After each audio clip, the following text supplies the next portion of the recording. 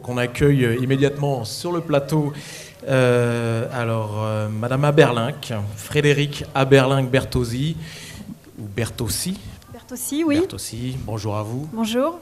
Donc vous travaillez à l'IRD, l'Institut de recherche pour le développement. Absolument. Et vous travaillez vous aussi sur des questions de génétique. Oui, sur le palmier dattier. Voilà, alors encore un végétal qui parle, peut-être, qui nous dit des choses, c'est ce qu'on va comprendre, puisque vous vous êtes intéressé particulièrement à un marqueur génétique, vous nous expliquerez peut-être un peu techniquement ce dont il s'agit, mais en gros, vous arrivez aujourd'hui à déterminer le sexe du palmier dattier bien plus tôt qu'on ne pouvait le faire avant. Alors en quoi ça c'est important et comment vous arrivez à le faire ? Alors c'est important parce que le palmier dattier est une plante que l'on dit dioïque, c'est-à-dire qu'il y a des individus mâles et des individus femelles. Les individus femelles sont ceux qui présentent un intérêt agronomique parce qu'ils produisent les dattes qui sont consommées. Le palmier mâle va produire du pollen qui est intéressant pour polliniser les palmiers femelles, mais on en a besoin d'un très petit nombre dans les plantations.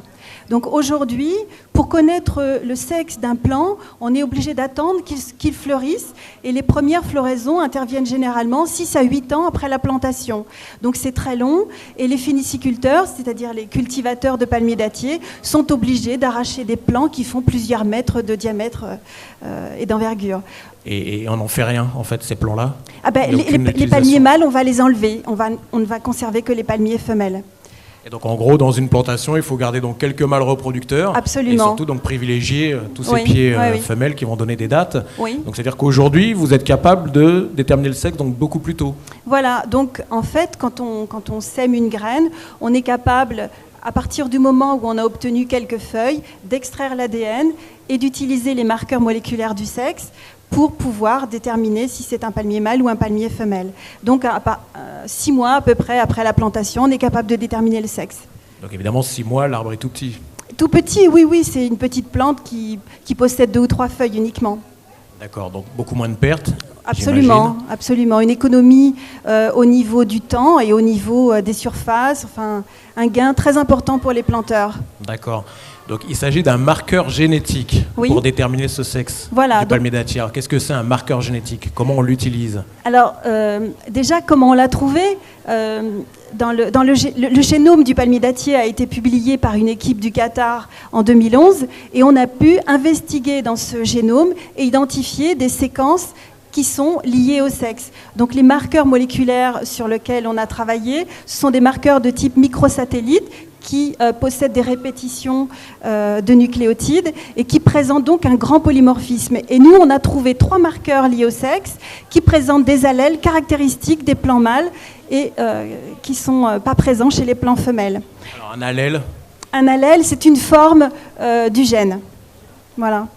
Et ce qui est intéressant, c'est que ces marqueurs présentent un intérêt agronomique au niveau des planteurs, mais également un intérêt un peu plus fondamental pour connaître l'évolution des régions liées au sexe et comprendre comment les plantes ont inventé la séparation des sexes.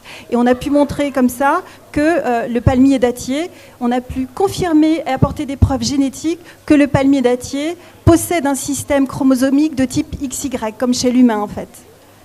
D'accord, on n'irait pas jusqu'à dire que le palmier est notre cousin, mais en tout cas, j'imagine que c'est une découverte fondamentale en génétique et probablement très importante. Alors, peut-être pour remettre les choses en perspective, c'est quoi l'importance aujourd'hui du palmier dattier dans le monde ? Où est-ce qu'on le cultive ? Est-ce que c'est une espèce à préserver, éventuellement qui disparaisse, en termes de biodiversité aussi ? Alors, c'est un petit peu particulier parce que les surfaces consacrées au palmier dattier ont tendance à augmenter. On les rencontre principalement dans les zones arides de la planète, c'est-à-dire dans le Maghreb, dans le Sahel et au Moyen-Orient. Mais en revanche, on constate une diminution de l'agro-diversité, c'est-à-dire que ce sont toujours les mêmes cultivars qui sont plantés. Par exemple, en Tunisie, le cultivar d'Egletnour, qui est bien connu, il représente 60% de la production. Donc c'est pourquoi on a développé, avec un certain nombre de collègues et tout un réseau de partenaires au sud, on a développé des nouveaux marqueurs de la diversité génétique de façon à caractériser la diversité et être capable de mieux la conserver. D'accord, donc j'imagine un intérêt commercial derrière. Oui, également, oui. Parce que ça veut dire préserver la diversité, c'est préserver forcément des caractères d'intérêt. Oui, c'est-à-dire qu'il faut être capable de préserver une grande diversité de caractéristiques phénotypiques. Ça peut être de la tolérance à des pathogènes, la tolérance à des stress abiotiques et également des caractéristiques organoleptiques des fruits. D'accord. Et des brevets sur ces découvertes? Oui, absolument. Il y a 2 brevets qui ont été déposés, l'un sur les marqueurs du sexe et l'autre sur les marqueurs de la diversité. Parfait. Donc des royalties pour vous, pour l'IRD surtout. Voilà, pour l'IRD. Merci. Merci beaucoup Françoise pour ces travaux que on continuera de suivre. En tout cas, bravo pour ces découvertes.